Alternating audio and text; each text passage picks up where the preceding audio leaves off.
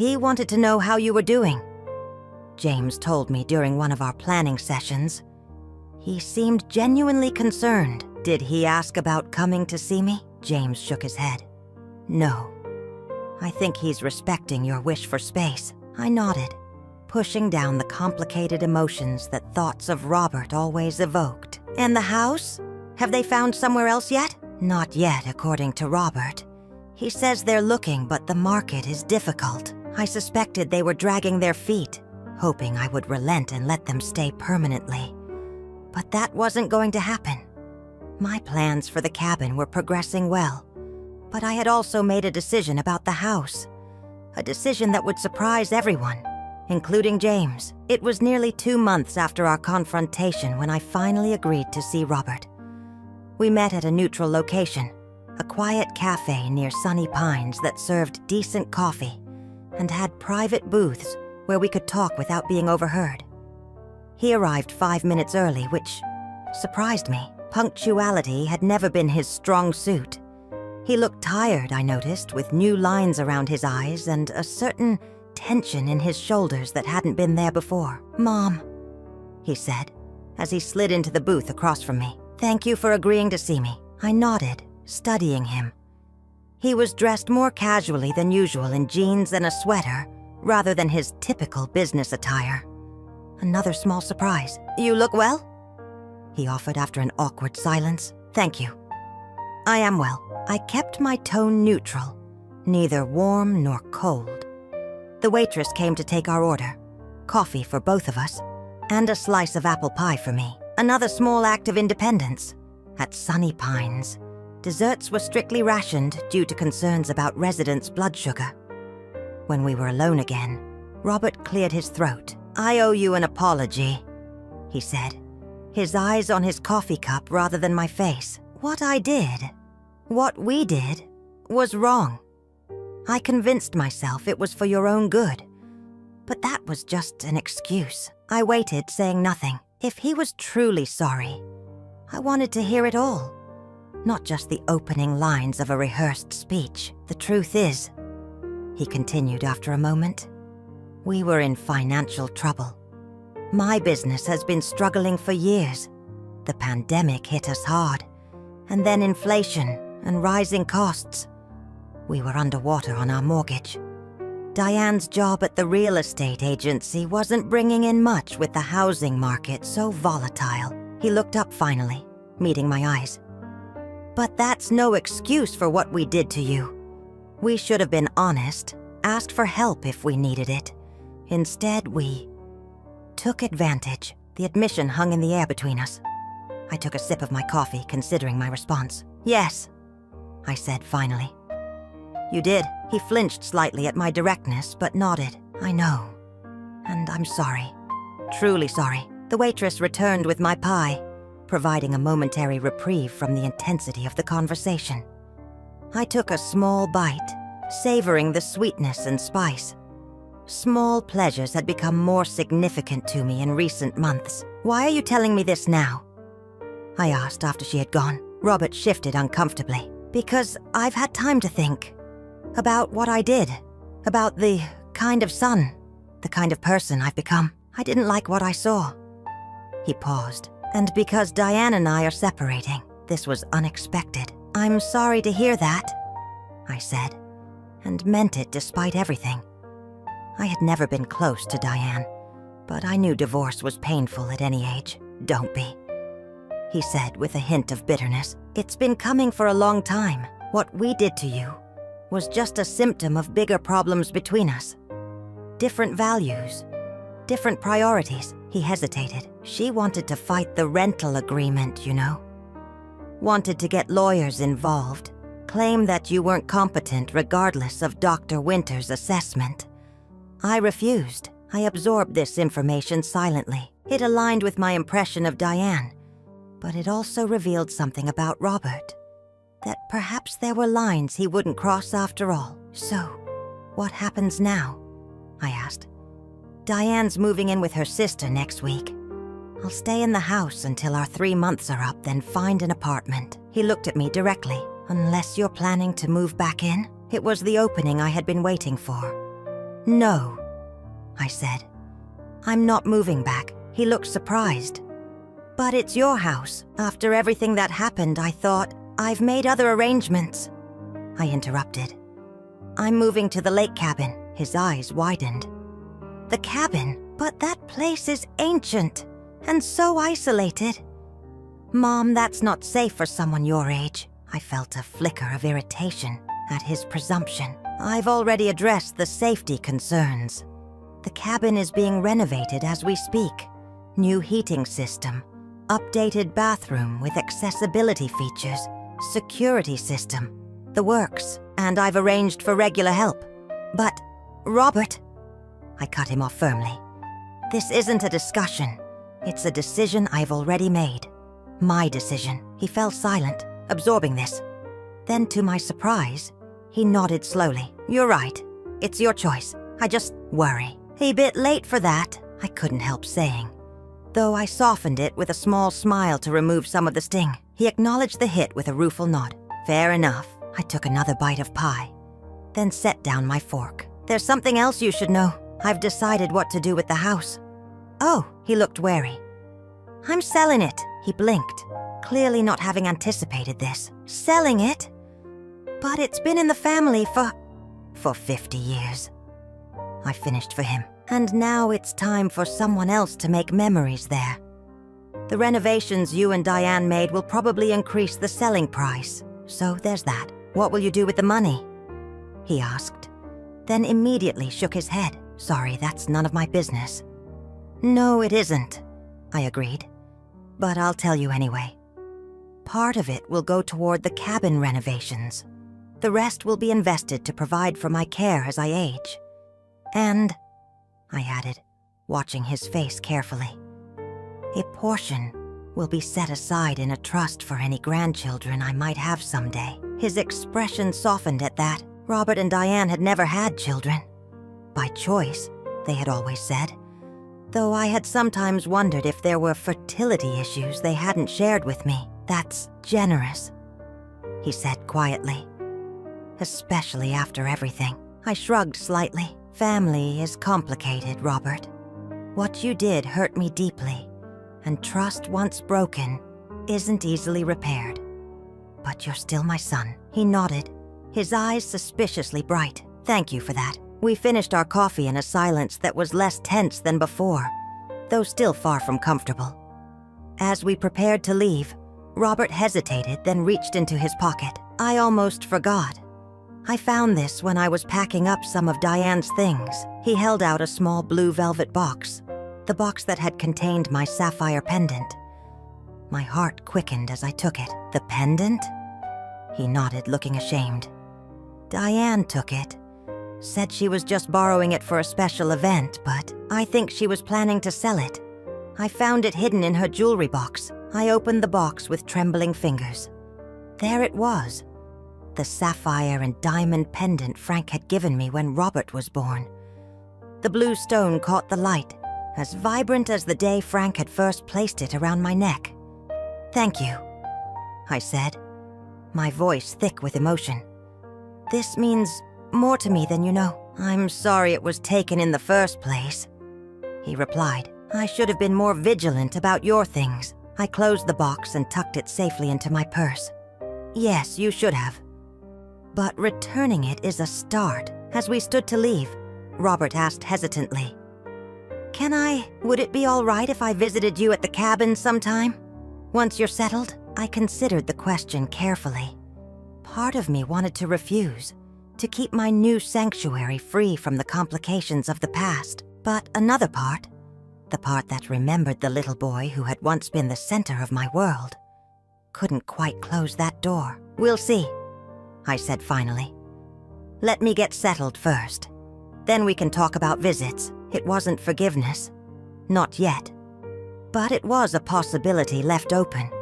A small crack in the wall that had formed between us. Whether that crack would widen into a doorway or be sealed permanently would depend on both of us in the months to come. As I watched Robert walk to his car, his shoulders slightly less burdened than when he had arrived, I felt a complex mixture of emotions. sadness for what had been lost, cautious hope for what might still be salvaged, and most of all, a quiet pride in my own resilience. At 80 years old, I was starting a new chapter. Not the one I had expected, certainly not the one I would have chosen, but mine nonetheless.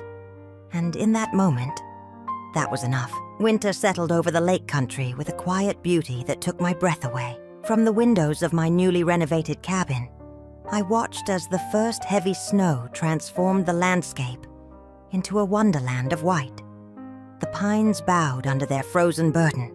The lake froze into a vast expanse of silver, and the world seemed to hold its breath in the stillness.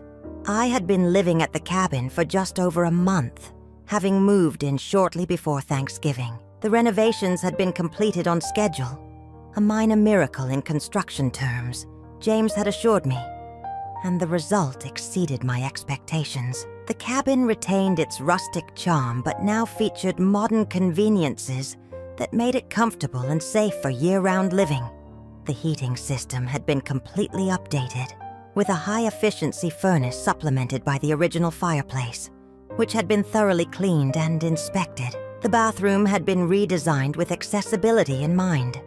A walk-in shower with a seat, grab bars, a higher toilet. The kitchen featured new appliances, though I had insisted on keeping the original oak cabinets, merely refinishing them rather than replacing them with something more contemporary.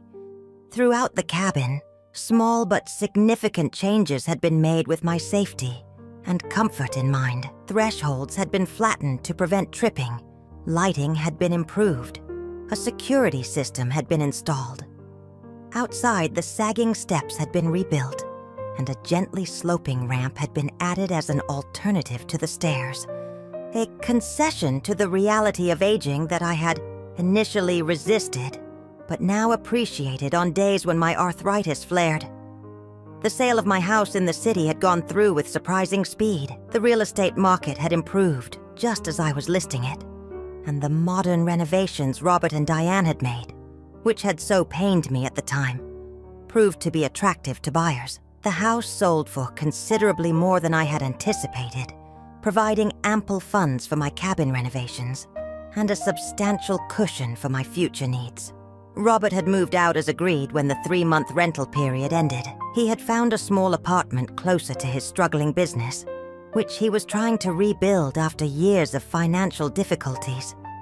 Diane, I heard through James, had filed for divorce and was living with her sister while the proceedings moved forward. I hadn't seen Robert since our meeting at the cafe, though we had spoken briefly by phone when the house sale was finalized. He had sounded tired but resolute, a man facing the consequences of his actions and trying to find a way forward. I found myself hoping he would succeed, despite everything. Jenny Peterson had proven to be a godsend.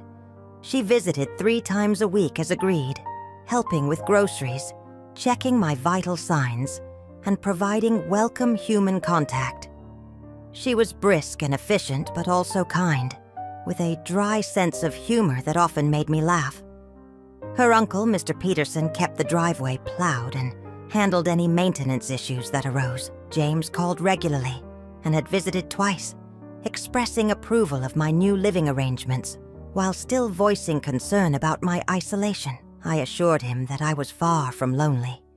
I had my books, my knitting, a television with more channels than I could ever watch, and a tablet computer that Jenny had taught me to use for email and video calls. In truth, after the trauma of the past year, the solitude was healing. Each morning, I woke to the sight of the lake through my bedroom window. I prepared simple meals in my kitchen, worked on knitting projects by the fire in the afternoons, and went to bed early, lulled to sleep by the profound silence of the countryside. The rhythm of my days was entirely my own, dictated by no one's needs or expectations but mine.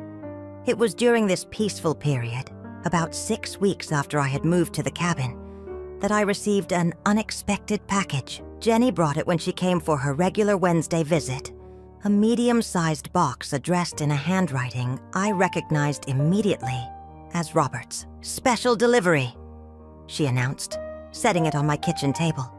Want me to open it for you? No, thank you, I said, eyeing the package with curiosity and a touch of apprehension.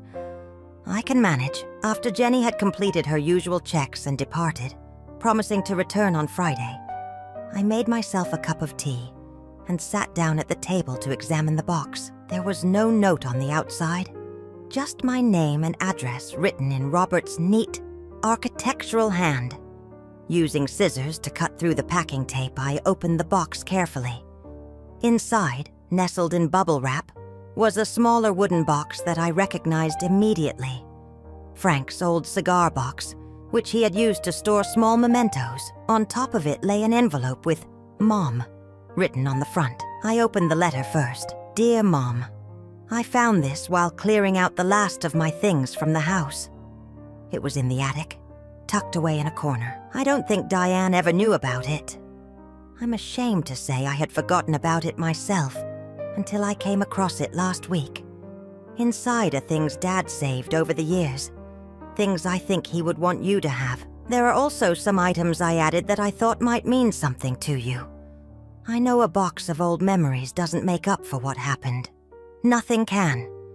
But I wanted you to have these pieces of our family history. I hope you're doing well at the cabin. From what James has told me, the little he's allowed to share, it sounds like you've made it into a real home. I'm glad. If you ever feel ready to have visitors, I'd like to see you.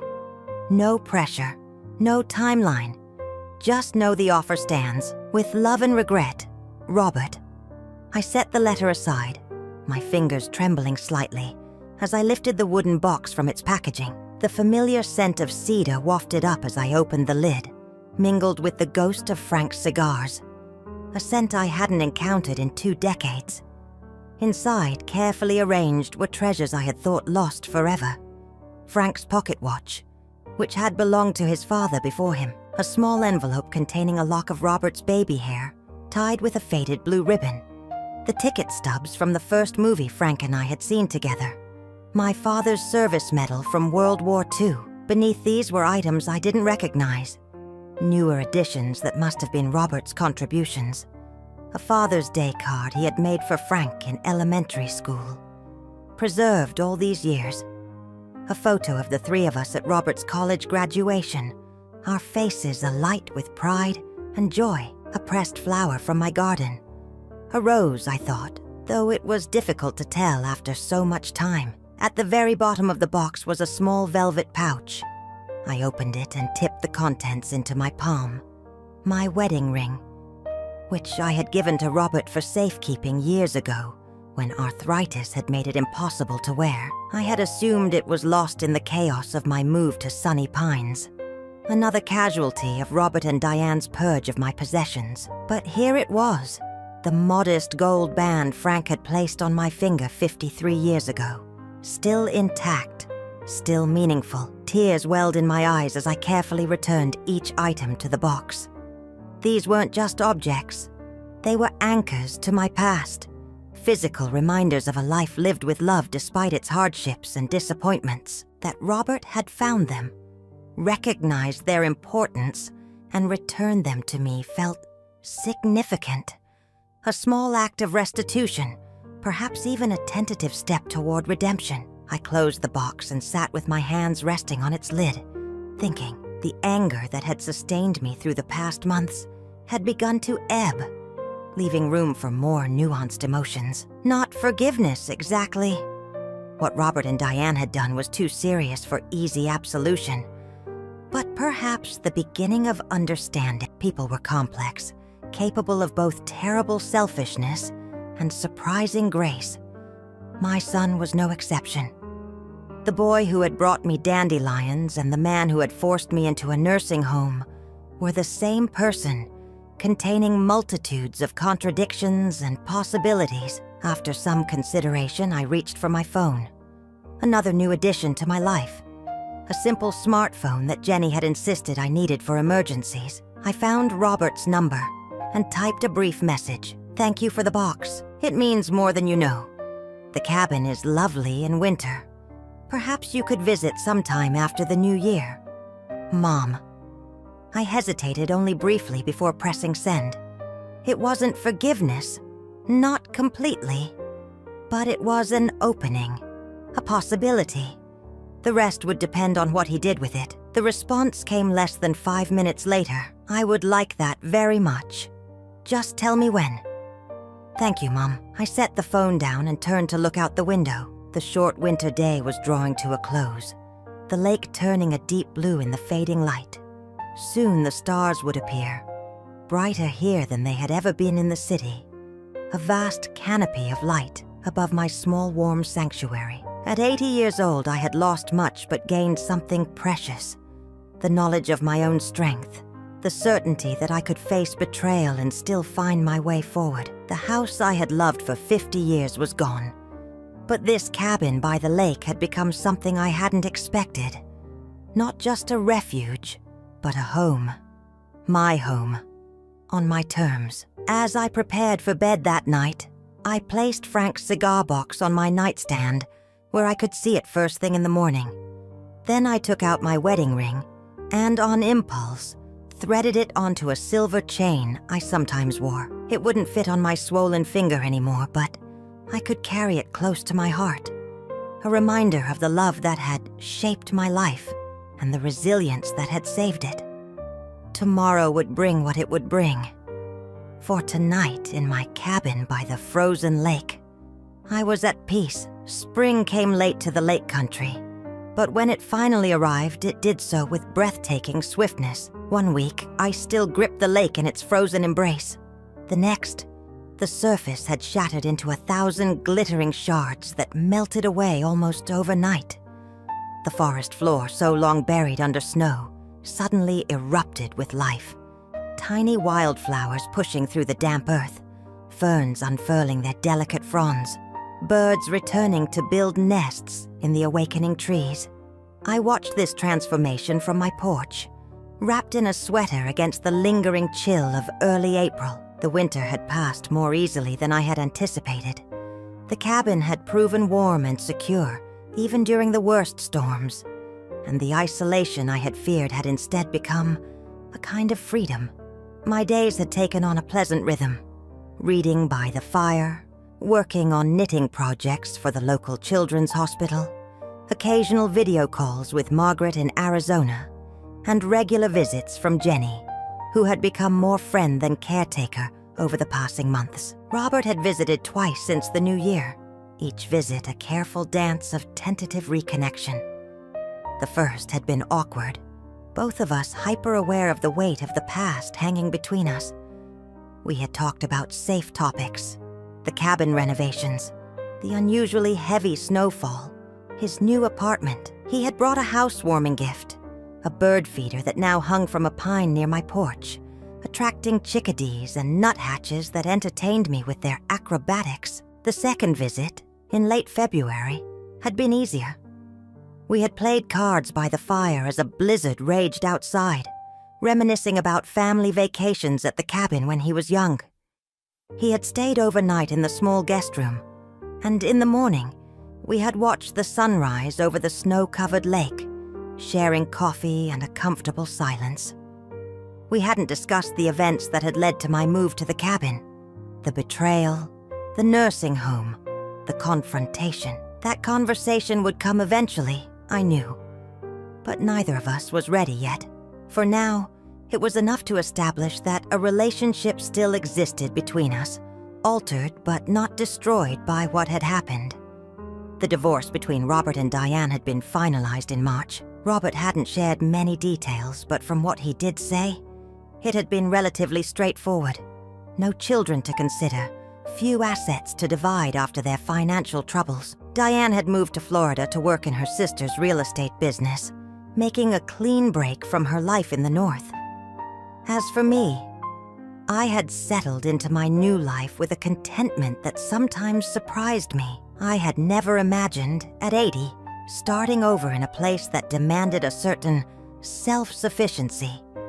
Yet I found satisfaction in simple tasks, feeding the birds, tending to the small herb garden I had started on the porch, keeping the cabin tidy and welcoming. There was a freedom in this simplified existence that I hadn't experienced in decades. The sound of tires on gravel interrupted my reflections. I wasn't expecting Jenny until tomorrow, and Robert had mentioned coming for Easter weekend, still several days away. Curious, I rose from my porch chair and peered down the driveway.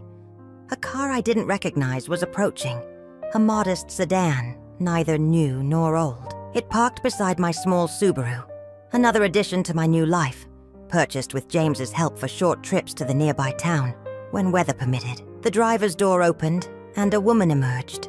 Tall, slender, with silver-streaked dark hair pulled back in a practical ponytail. She stood for a moment, looking up at the cabin, then gathered a small bag from the passenger seat and began walking toward me. There was something vaguely familiar about her, though I couldn't place her. "Mrs. Mitchell," she called as she approached the porch steps. "Marylene Mitchell." "Yes," I replied cautiously. "Can I help you?" She climbed the steps and stood before me, a woman perhaps in her 60s, with intelligent eyes and a hesitant smile. "You probably don't remember me. I'm Catherine Winters. Dr. Winters. I conducted your cognitive assessment last year." Recognition dawned. "Of course. You look different outside a clinical setting." She laughed, a warm, genuine sound. "I get that a lot. May I?" She gestured to the chair beside mine. "Please," I said, curious about this unexpected visit. "What brings you all the way out here, Dr. Winters?" "Catherine, please." She settled into the chair, setting her bag at her feet. "I hope you don't mind the intrusion. James Hoffman gave me your address. I wanted to see how you were doing, and, well, I have a professional interest in your case." "My case?" I raised an eyebrow. "I wasn't aware I was a case." She smiled apologetically. "Poor choice of words. What I mean is, your situation last year. The way your autonomy was undermined despite your clear competence. It troubled me deeply. I've been researching elder rights and autonomy for a book I'm writing, and your experience exemplifies many of the issues I'm addressing." I considered this. "And you drove all this way to... what? Interview me?" "Partly," she admitted, "if you're willing. But also to see for myself that you're thriving. Your attorney speaks very highly of you, and I've been curious about how your story continued after our assessment." There was something refreshingly direct about her manner that I appreciated. "Well, as you can see, I'm doing quite well.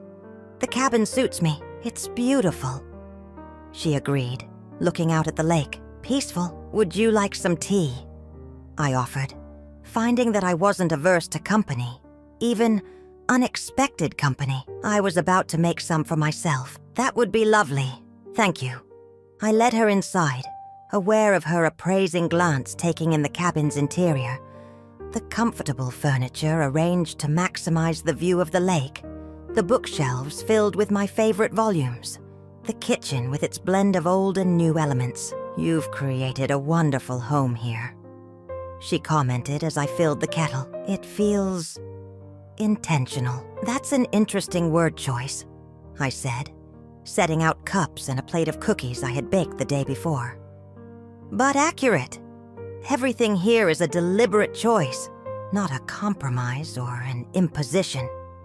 She nodded, understanding the unspoken comparison to my previous situation. "That's what I'm writing about. The importance of agency for older adults. The medical community often focuses so much on physical safety that we overlook the psychological harm of removing autonomy." The kettle whistled and I prepared our tea, using the delicate china cups I had brought from my house in the city, one of the few items I had insisted on keeping.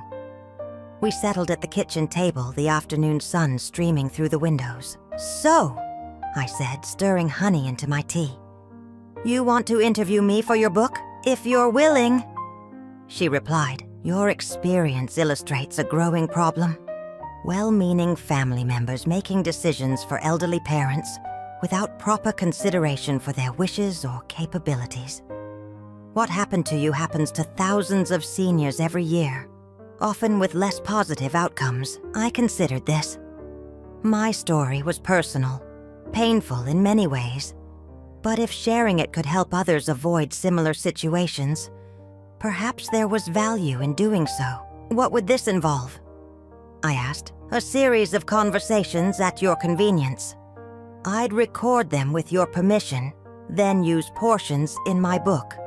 Anonymized, of course, unless you prefer otherwise. And the purpose of your book? To advocate for better protections for elder autonomy in medical and legal settings.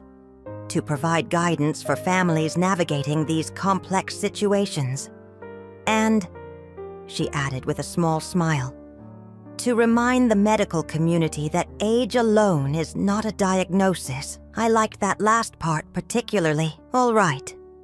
I decided I'm willing to talk, but I reserve the right to keep certain aspects private. Of course. She agreed readily.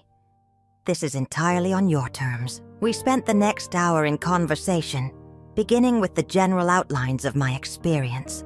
The incident with the kettle, Robert's increasing control, my eventual removal to Sunny Pines. Catherine listened attentively, occasionally making notes, but mostly just absorbing my story. What strikes me, she said when I paused, is how quickly it all happened. From one minor incident to complete loss of autonomy in such a short time. That's what was so frightening, I admitted.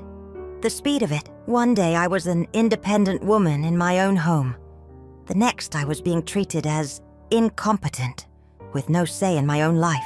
And if you hadn't had James, a trusted advisor outside the family, what do you think would have happened? I shuddered slightly at the thought. I'd likely still be at Sunny Pines, watching my assets being slowly drained, my house transformed or sold without my consent. I might even have begun to believe I was as incapable as they claimed. She nodded soberly. That's what happens to many elders. Without an advocate, they internalize the narrative of incompetence until it becomes a self-fulfilling prophecy. We talked until the sun began to lower toward the western shore of the lake, casting long shadows across the water. Catherine asked thoughtful questions, never pushing when I indicated certain topics were too personal to discuss, always returning to the central theme of autonomy and dignity in aging. As she prepared to leave, promising to call before her next visit, she paused at the door. There's something else I wanted to ask you, if you don't mind. Something more personal. Go ahead, I said, curious. How did it feel to take back control? To reclaim your life after it had been taken from you? I considered the question carefully. Terrifying, I said finally, and exhilarating. Like standing on the edge of a cliff, afraid of falling, but also aware that I could fly if I just trusted myself enough. She smiled, clearly pleased with my answer. That's exactly what my research suggests. That autonomy, even with its risks, is essential to well-being at any age. Thank you for confirming it so eloquently. After she had gone, I returned to my porch to watch the sunset. Our conversation had stirred memories I usually tried to avoid. The helplessness I had felt at Sunny Pines. The betrayal that still ached when I allowed myself to dwell on it. But it had also reminded me of how far I had come, of the strength I had found in myself when it mattered most. As the sun dipped below the tree line, painting the lake in shades of gold and crimson, I felt a deep gratitude for this place, this moment, this life I had reclaimed. Whatever came next, reconciliation with Robert, participation in Catherine's book, new friendships or challenges, I would face it on my own terms, in my own home, with the hard-won knowledge that I was, and always would be, the author of my own story. Summer arrived with a lushness that transformed the landscape around the cabin. The forest that had seemed so stark in winter now burst with green life, creating a verdant canopy that filtered the sunlight into dappled patterns on the ground. The lake, freed from ice months ago, sparkled in the June sunshine, occasionally dotted with fishing boats or kayaks from neighboring properties. that had stood empty during the colder months. My porch garden had expanded from a few herbs to an array of containers filled with flowers and vegetables. Petunias and geraniums for color, cherry tomatoes and lettuce for my table. Tending to these plants had become one of my daily pleasures, a peaceful ritual that connected me to the natural rhythms of the world outside my door. The bird feeder Robert had given me now had companions, a hummingbird feeder that attracted iridescent visitors throughout the day, and a platform feeder for larger birds. I had become an amateur ornithologist, keeping a notebook of the species I observed and their behaviors. There was something meditative about watching these wild creatures go about their lives, unconcerned with human dramas or the passage of time. My relationship with Robert had continued to evolve in cautious, measured steps. His Easter visit had been a turning point of sorts. We had finally discussed, briefly but honestly, the events that had led to my move to the cabin. He had apologized again, more specifically this time, acknowledging the harm his actions had caused, rather than just the actions themselves. I was scared, he had admitted as we walked along the lakeshore. Scared of losing the business, of disappointing Diane, of failing as a provider. I used your one moment of forgetfulness as an excuse to solve my problems at your expense. It was wrong, and I'm truly sorry. I had accepted his apology, not with dramatic forgiveness, but with a quiet acknowledgement that I heard him, that I believed his remorse was genuine. It wasn't a Hollywood reconciliation scene, no tears or embraces, but it was real, and it was enough to build upon. Since then, he had visited every few weeks, sometimes staying overnight, sometimes just for the day. He had helped with small projects around the cabin, fixing a leaky faucet, building a new set of steps down to the dock, setting up the patio furniture I had purchased for summer use. Practical contributions that spoke louder than words about his desire to make amends. Catherine Winters had become a regular visitor as well, coming once a month to continue our conversations for her book. What had begun as formal interviews had evolved into wide-ranging discussions about aging, autonomy, family dynamics, and societal attitudes toward the elderly. I found her perspective refreshing. She saw aging not as a decline to be managed, but as a distinct life stage with its own challenges and rewards. The problem, she had said during her last visit, is that we've medicalized aging to the point where normal changes are treated as pathologies requiring intervention. Forgetting where you put your keys becomes a sign of dementia rather than just forgetting where you put your keys, which happens to people of all ages. I had laughed at that. I've been forgetting where I put things since my 20s. It's just that now when I do it, people look concerned rather than amused. These conversations had inspired me to start writing my own thoughts on aging and independence. Nothing formal, just reflections in a journal I kept by my bedside, capturing insights and experiences that might otherwise be lost. Catherine had encouraged this practice, suggesting that my perspective as someone who had fought for her autonomy could be valuable to others facing similar challenges. It was on a particularly beautiful June morning, as I sat on my dock with my feet dangling in the cool water, that I received an unexpected phone call. The number wasn't one I recognized, but I had become less cautious about answering unknown calls since moving to the cabin. The worst that happened was usually a telemarketer, easily dismissed. "Hello," I answered, squinting against the sunlight reflecting off the lake. "Mrs. Mitchell?" A woman's voice, vaguely familiar but not immediately identifiable. "This is Diane, Robert's ex-wife." I nearly dropped the phone in surprise. Diane was the last person I expected to hear from. "Diane," I said, keeping my tone neutral. "This is unexpected." "I know," she replied, her voice tight with what might have been nervousness. I wasn't sure if you'd take my call. Yet here we are," I said, unwilling to make this easy for her. "What can I do for you?" There was a pause, the sound of a deep breath being taken. I owe you an apology, she said finally. What we did, what I encouraged Robert to do, was wrong. I've had a lot of time to think since the divorce, and, well, I'm not proud of the person I was in those last years with Robert. I remained silent, waiting. Apologies were easy.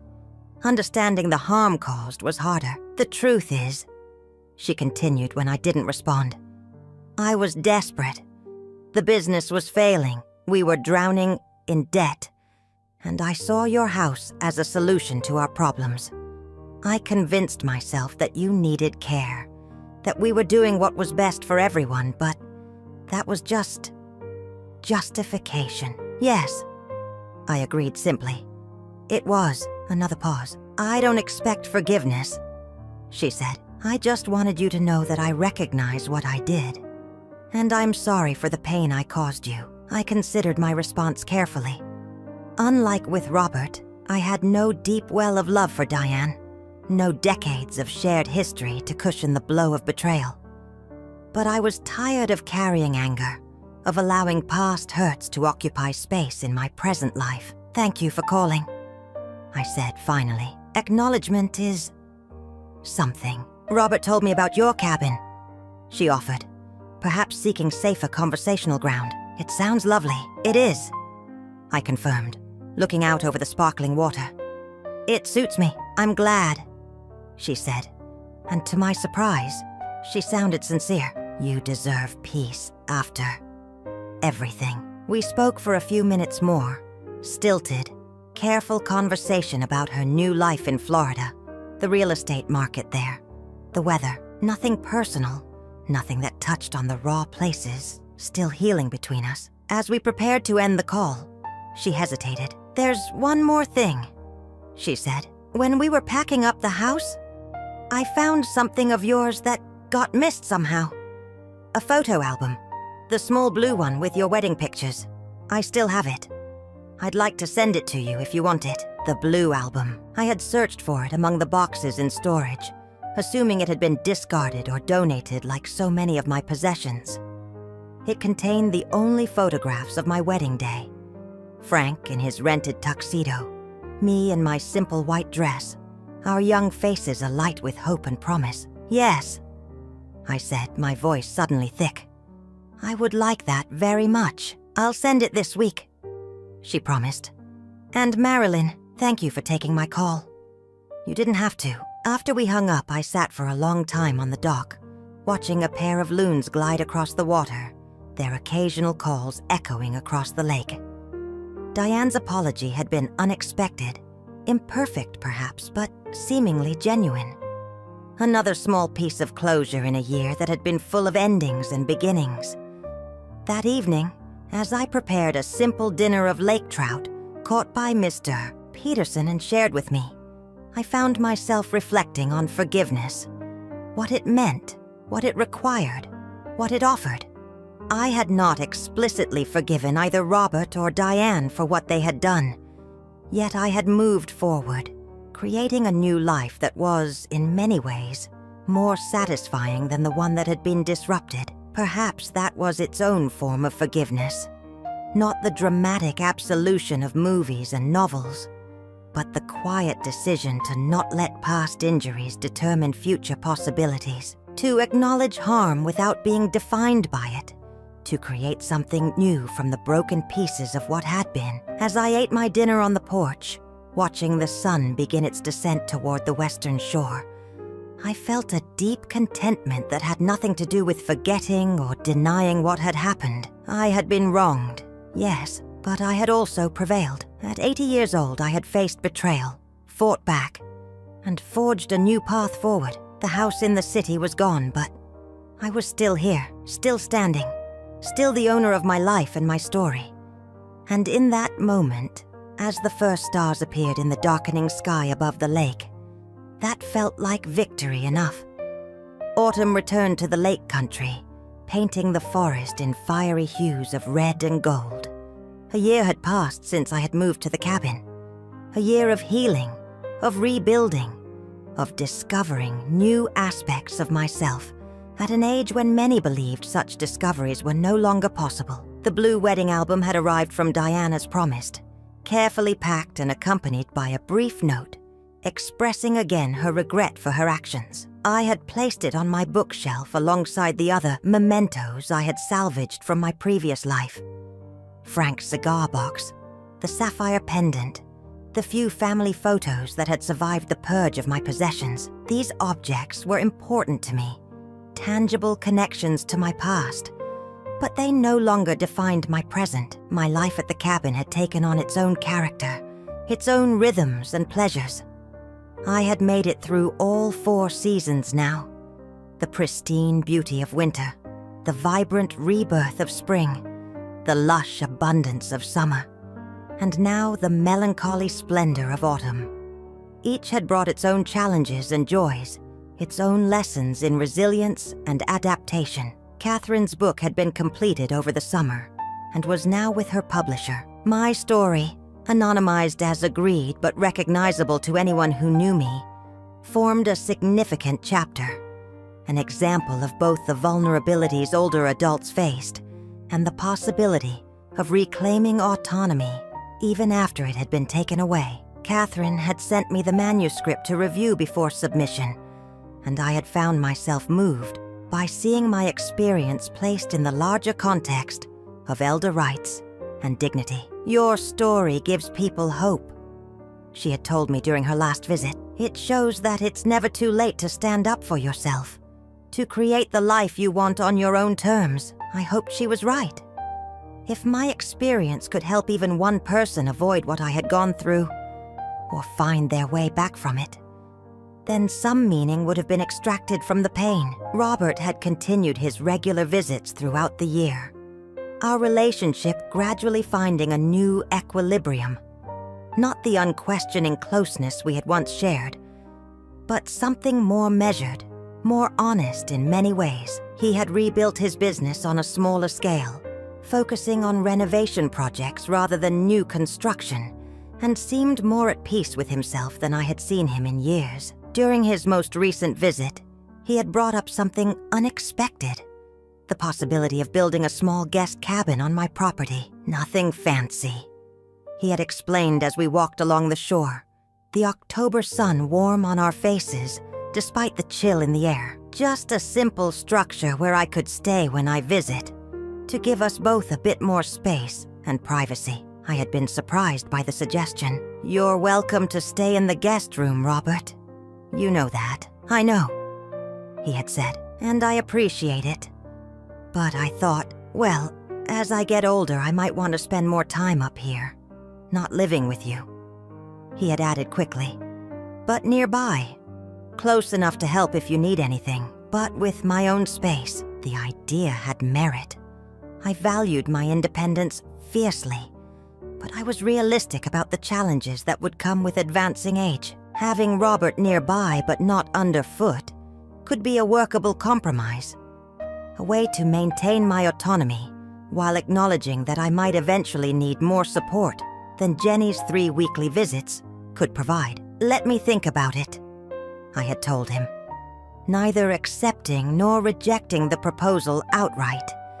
He had nodded, respecting my need to consider the implications carefully. No rush, just an idea to explore. Now, as I sat on my porch watching the leaves drift down from the trees surrounding the cabin, I found myself warming to the concept. A small guest cabin, positioned to provide privacy for both of us, could be a sensible solution for the future. Not an imposition, but a choice. My choice. Made with clear eyes and careful consideration. The sound of a car approaching interrupted my thoughts. It was too early for Jenny's regular Friday visit, and Robert wasn't expected until the weekend. Curious, I rose from my chair and looked down the driveway. A familiar sedan appeared. James's car. He hadn't mentioned planning a visit when we had spoken earlier in the week, which was unusual. James was meticulous about scheduling, rarely making spontaneous trips, especially as the weather turned colder and the drive became more challenging. He parked beside my Subaru and emerged from the car, his tall frame slightly stooped with age but still imposing. As he approached the porch, I could see he was carrying a large envelope and wearing an expression I couldn't quite interpret. Serious, but with an undercurrent of something that might have been satisfaction. "James," I greeted him, concern creeping into my voice. "Is everything all right? I wasn't expecting you." "Everything's fine," he assured me, climbing the steps to join me on the porch. "Better than fine, actually. I have news that couldn't wait for our regular call." He settled into the chair beside mine, placing the envelope on the small table between us. "How are you, Marylene?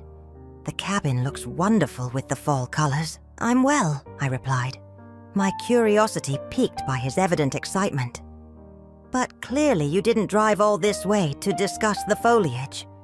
What's in the envelope?" He smiled, the expression transforming his usually serious face. "The results of a very long process. Do you remember last spring when we discussed the possibility of seeking legal consequences for what Robert and Diane did?" I nodded. We had considered filing a civil suit for elder abuse and financial exploitation, but had ultimately decided against it. The emotional cost of a protracted legal battle had seemed too high, especially as I was focused on rebuilding my life rather than seeking retribution.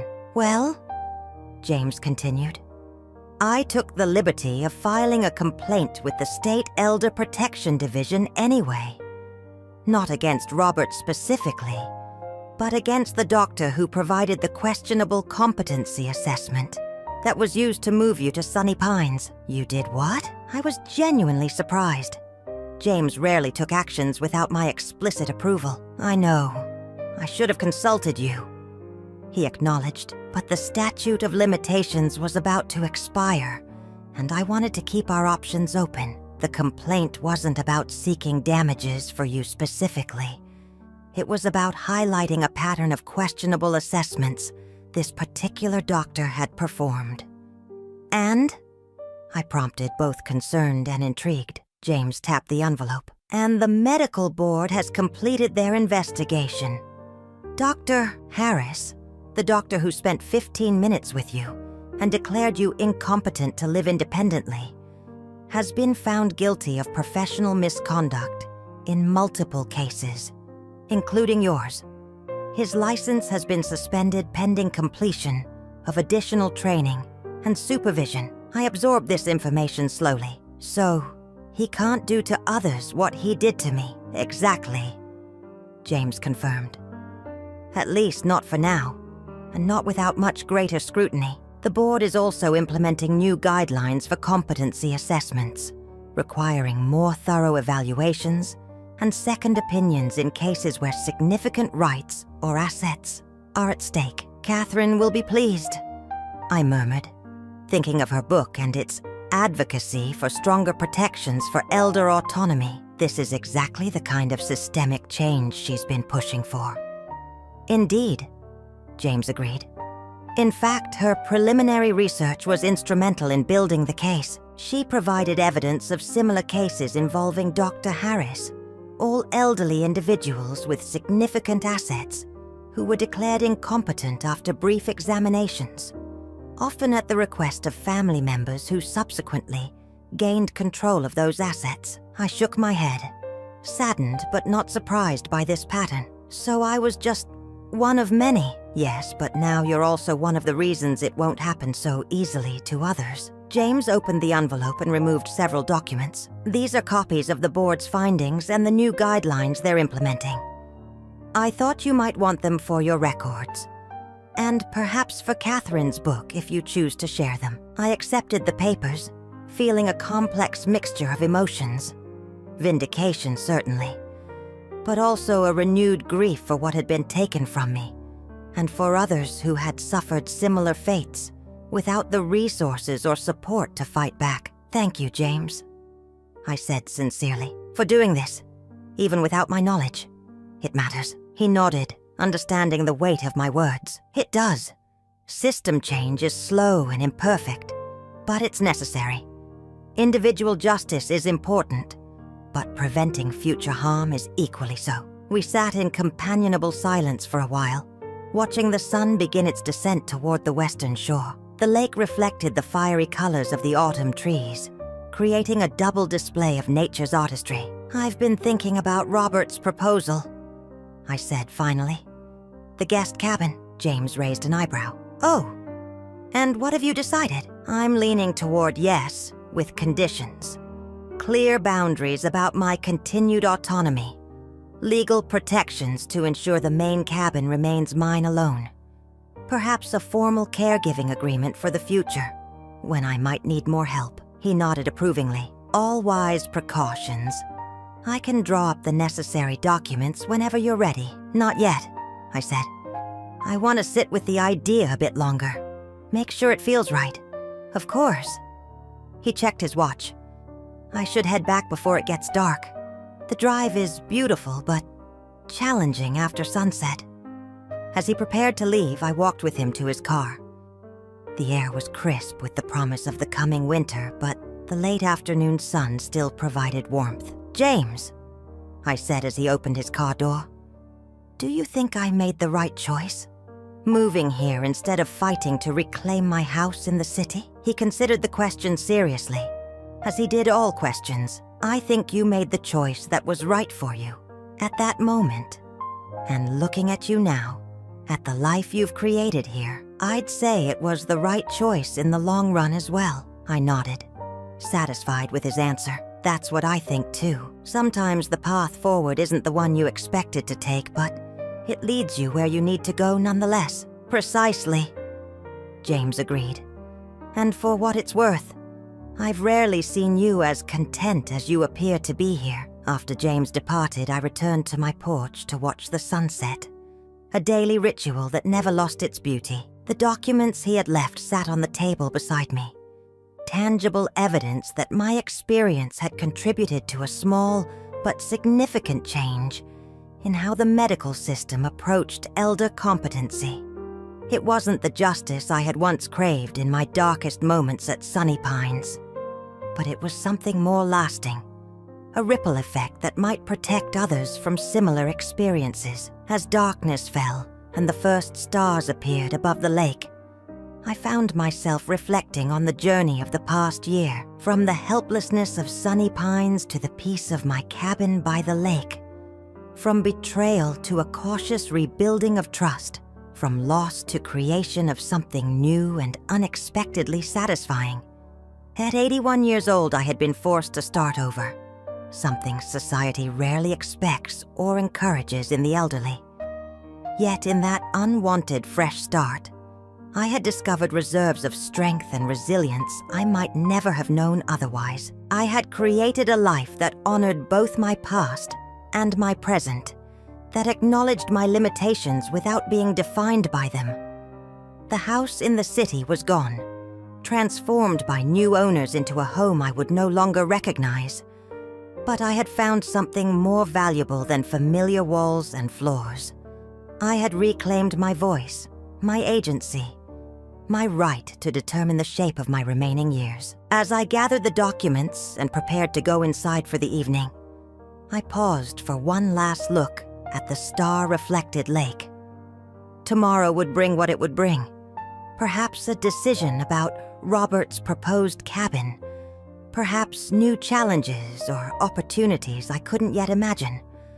Whatever came, I would face it on my own terms, in my own home, with the hard-won knowledge that I was, and always would be, the author of my own story. And in that knowledge, I had found a peace that no betrayal could ever take away. 2 years later, as winter once again blanketed the lake country in pristine white, I sat by the fireplace in my cabin, a cup of tea warming my hands, and contemplated how much had changed, and how much had remained the same, since that fateful day when Robert and Diane had moved me to Sunny Pines. I was 83 now, my body showing more signs of age with each passing season. My arthritis had worsened, making my morning movements stiff and painful, until the medication took effect. My eyesight had deteriorated, requiring stronger glasses for reading the books that still gave me so much pleasure. My balance was less reliable, prompting the addition of strategically placed grab bars throughout the cabin and a sturdy cane for outdoor excursions. Yet my mind remained sharp, my spirit undiminished by the physical challenges of aging. If anything, the past 3 years had strengthened my inner resources, teaching me that adaptation was not surrender, but simply another form of resilience. The cabin had evolved along with me, with small modifications to accommodate my changing needs.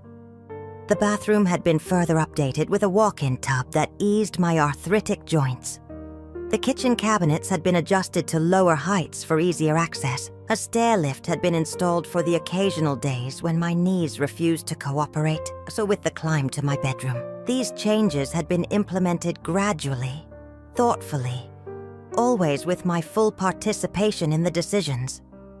They represented not a loss of independence, but a practical acknowledgement of reality, and a determination to remain in my home despite the challenges of aging. Robert's guest cabin had become a reality, a small but comfortable structure nestled among the pines, about 50 yards from my main cabin. He spent most weekends there now, and longer stretches during the summer months. Our relationship had settled into a new pattern, not the unquestioning closeness we had once shared, but something more balanced, more honest in many ways. He helped with tasks that had become difficult for me, clearing snow from the walkways, changing light bulbs in high fixtures, driving me to medical appointments in the city. But he was scrupulous about respecting my autonomy, always asking rather than assuming, always acknowledging that final decisions remained mine. The divorce had changed him, I thought. Or perhaps it was the confrontation with the consequences of his actions. Either way, the Robert who visited me now was more thoughtful, more patient, more willing to listen than the son who had moved me to Sunny Pines against my will. Catherine's book had been published the previous year to considerable acclaim in medical and elder advocacy circles. Autonomy and Aging. Protecting Elder Rights in Medical Decision-Making wasn't a mainstream bestseller, but it had sparked important conversations in professional communities and had been adopted as required reading in several medical and social work programs. My story, anonymized but recognizable to those who knew me, formed a central case study in the book. Catherine had handled it with sensitivity and insight, using my experience to illustrate both the vulnerabilities older adults faced and the possibility of reclaiming autonomy even after it had been compromised. The book had led to speaking engagements for Catherine and, somewhat to my surprise, occasional invitations for me to join her at conferences or workshops. I had accepted a few of these, finding unexpected satisfaction in sharing my experience with healthcare providers, social workers, and elder law attorneys. My perspective as someone who had lived through the system's failures seemed to resonate in ways that academic discussions could not.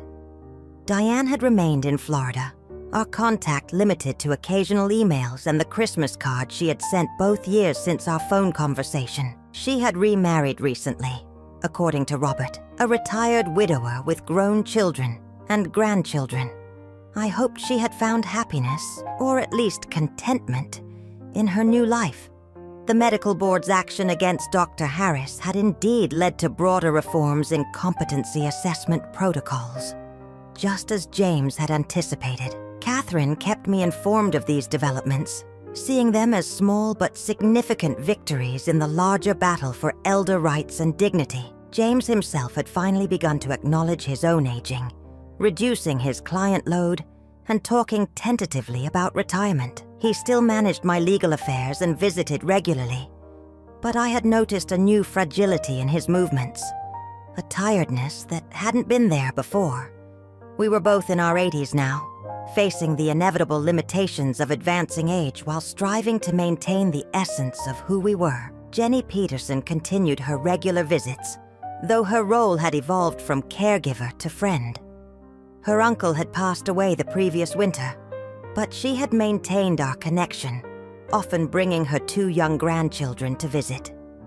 They called me Grandma Lake, a title I cherished despite having no biological grandchildren of my own. The sound of a vehicle approaching interrupted my reflections.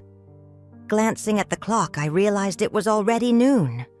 Time for Robert's expected arrival. He came every Friday now, staying through the weekend in his cabin, a routine we had established over the past year. I rose carefully from my chair, reaching for my cane more out of habit than immediate necessity. Through the window, I could see his familiar SUV navigating the snow-covered driveway, moving slowly to avoid the icy patches that formed despite regular plowing. He parked beside my Subaru, which saw less use these days as my confidence in winter driving diminished. From the passenger side emerged a figure I hadn't expected. Catherine, bundled against the cold in a practical parka and boots. I opened the door as they approached, welcoming them into the warmth of the cabin. "This is a surprise," I said to Catherine after the usual greetings.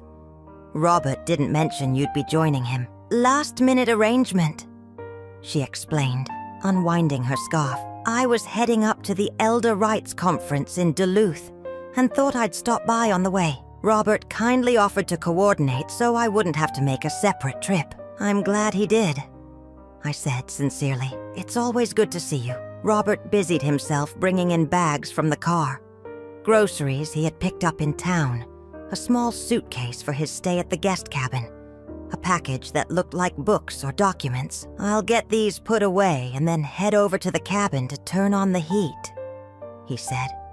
"Give you two some time to catch up." After he had gone, Catherine and I settled by the fireplace with cups of fresh tea.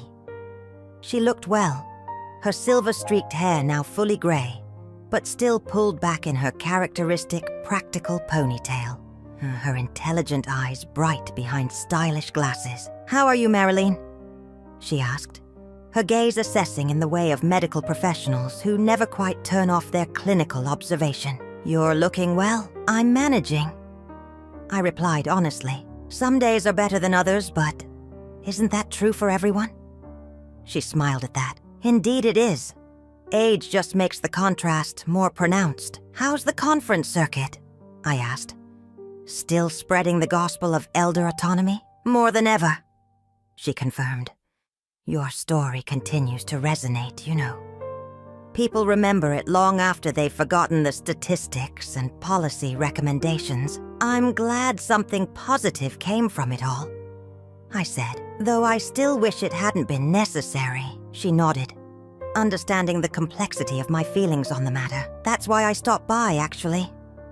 I have some news that I wanted to share in person, rather than over the phone." "Oh?" I raised an eyebrow, curious. "The state legislature is considering a bill that would significantly strengthen protections for elder autonomy in medical and financial decisions. It would require more thorough competency assessments, second opinions in contested cases, and stronger penalties for those who exploit seniors." "That sounds promising," I said cautiously, having learned that legislative progress was often slower and more compromised than advocates hoped. "It is," she agreed. "But here's the part I thought you'd want to know. They're calling it the Mitchell Act." I blinked in surprise. "The Mitchell Act. After me." She nodded, her expression warm. "The legislators who drafted it read my book. Your story affected them deeply, especially the part about how quickly your rights were stripped away, based on a single incident and a cursory medical assessment. They wanted to name the legislation in a way that would remind people of the human impact of these issues." I sat back in my chair, momentarily speechless. My name, my story, attached to legislation that might protect others from experiencing what I had gone through. It was both humbling and oddly validating. "I don't know what to say," I admitted finally. "You don't have to say anything," Catherine assured me. "But I thought you should know that your willingness to share your experience is creating ripples far beyond what either of us imagined when we started those interviews 3 years ago." Robert returned then, stamping snow from his boots at the door. "Cabin's warming up," he announced. "Should be comfortable by evening." He looked between us, noticing the emotional atmosphere. "Did I interrupt something important?" Catherine was just telling me about some pending legislation, I said, not quite ready to share the full significance with him. Despite our improved relationship, discussions of what had happened 3 years ago remained delicate territory between us. Elder right stuff? He asked, hanging his coat by the door. Yes, Catherine confirmed simply, following my lead in keeping the details private for now. The conversation shifted to more general topics: the weather forecast for the weekend, plans for dinner, news of mutual acquaintances. But my mind kept returning to what Catherine had shared. The Mitchell Act. My name attached to a law that might prevent others from experiencing the helplessness and violation I had felt. Later, after Catherine had departed to continue her journey to Duluth and Robert had retired to his cabin for the evening, I sat alone by the fire, contemplating this unexpected development. I had never sought public recognition or validation for what I had endured.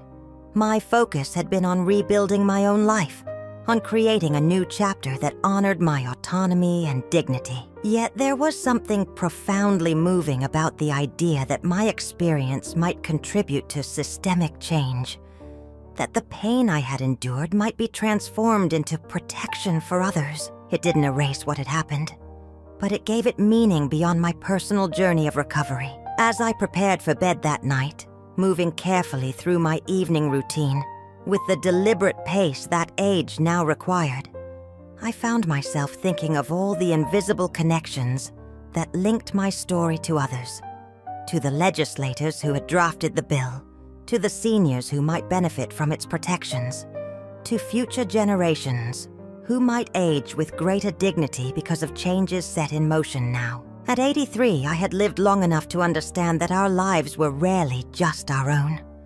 Our experiences, our choices, our struggles and triumphs, all rippled outward in ways we couldn't always see or predict. What had begun as a personal betrayal had evolved into something larger, something that transcended my individual hurt and healing. The Mitchell Act might pass, or it might not. It might be implemented effectively, or it might face the challenges that all well-intentioned legislation encountered in the real world. But the fact that it existed at all, that my story had moved others to action, was a reminder that even our darkest experiences could sometimes yield unexpected light. As I drifted toward sleep, watching the moonlight cast patterns on my bedroom ceiling, I felt a deep sense of peace, not despite the difficulties of the past 3 years, but because of how I had moved through them, from the helplessness of sunny pines to the quiet strength of my life at the cabin, from betrayal to a new understanding of family and forgiveness, from loss to creation of something meaningful and lasting. They had forced me into a nursing home at 80, but I had reclaimed not just the house they were living in, but something far more precious: my voice, my agency, my right to write the final chapters of my own story. And in doing so, perhaps I had helped ensure that others would retain the right to write theirs as well. It wasn't the ending I had once envisioned for my life, but it was an ending I had chosen. And in that choice lay all the difference.